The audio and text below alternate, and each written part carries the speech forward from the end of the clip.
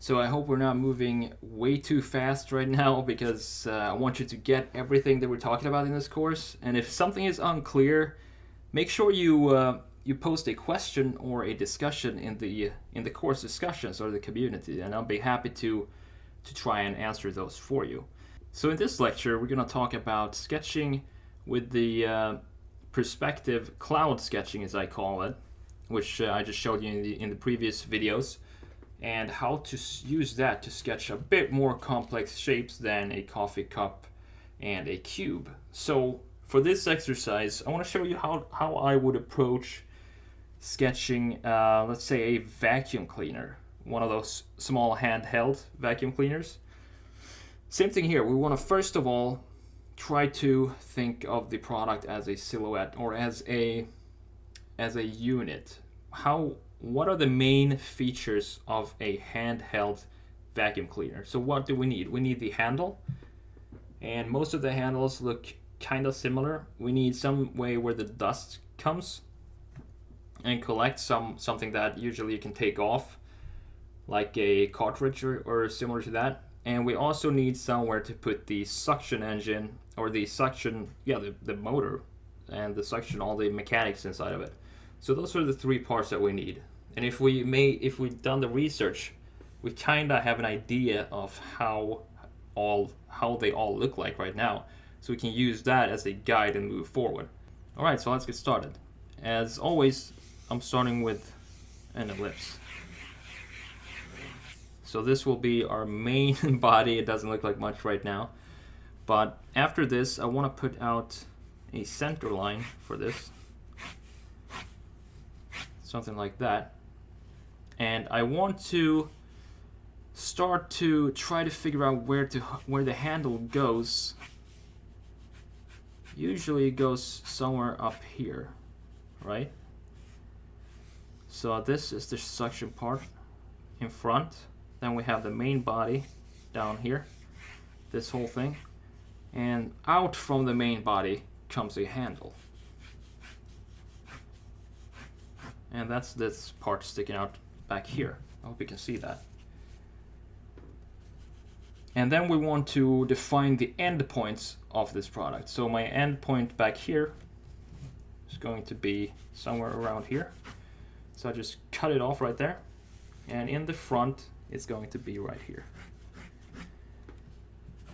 And I'm also keeping these in perspective. They go to a vanishing point that's outside, up in that corner.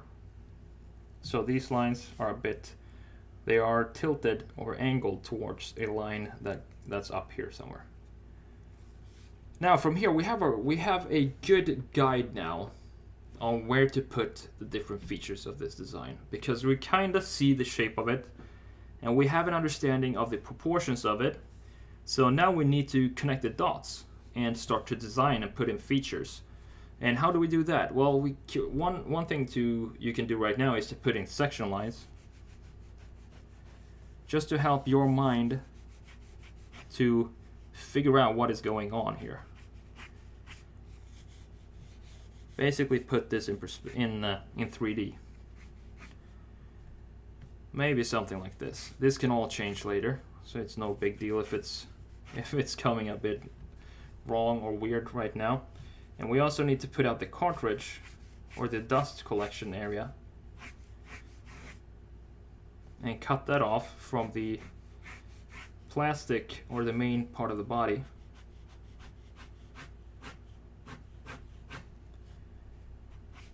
So I'm cutting that off right around here.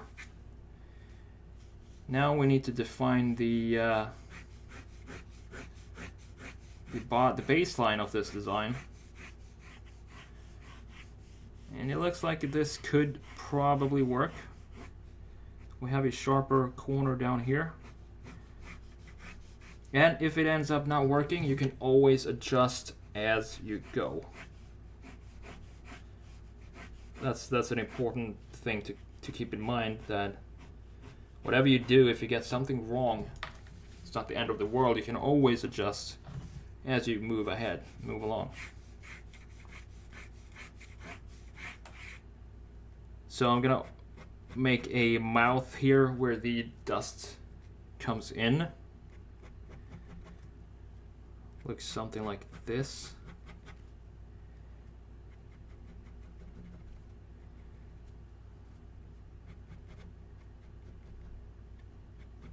Interesting. And just connect these dots. This corner with this right here. And I'm not sure about this handle. I want to make it more ergonomical. So I'm gonna make a slide stopper or whatever. Some sort of bulge at the end of this. So that your hand doesn't slide.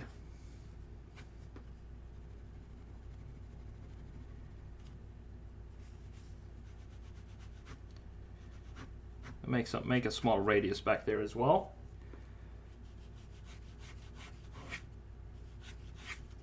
And from here, we basically have our design ready right now. I mean, the proportions are there. All we need to do now from here is to add all the details that goes in a vacuum cleaner, such as you need to have, maybe you have an on-off button up here.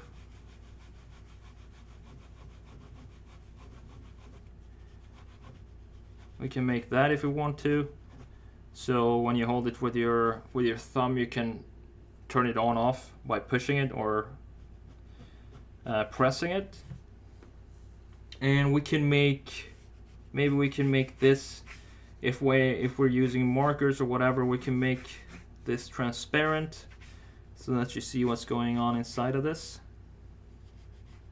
little thing right here.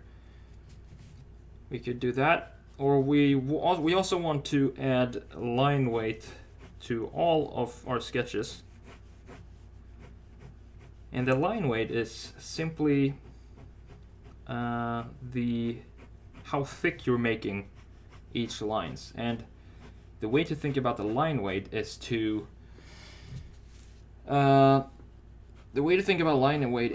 the baseline that's closest to the ground should always be thicker than the rest of the lines of the sketch.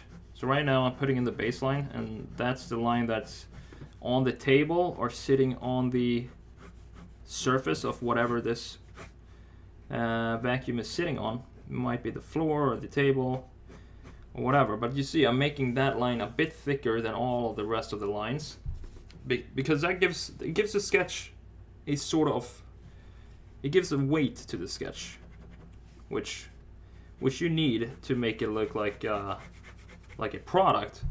We don't want it to be floating on the paper like it doesn't have a purpose and it doesn't sitting anywhere. We need to add some weight to the product, and we do that by using line weight. And if we want, we can add some reflections in here. Something like this. Basically do whatever we want from here. Can add some thickness to this mouth down here.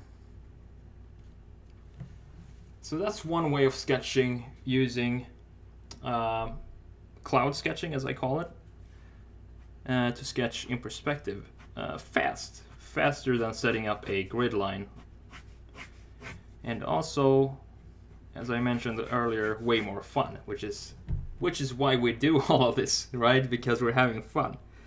So try it out, and if you want to copy this sketch, that's fine. Try it out and let me know what you think about the concept of cloud sketching, and I hope it helps you out.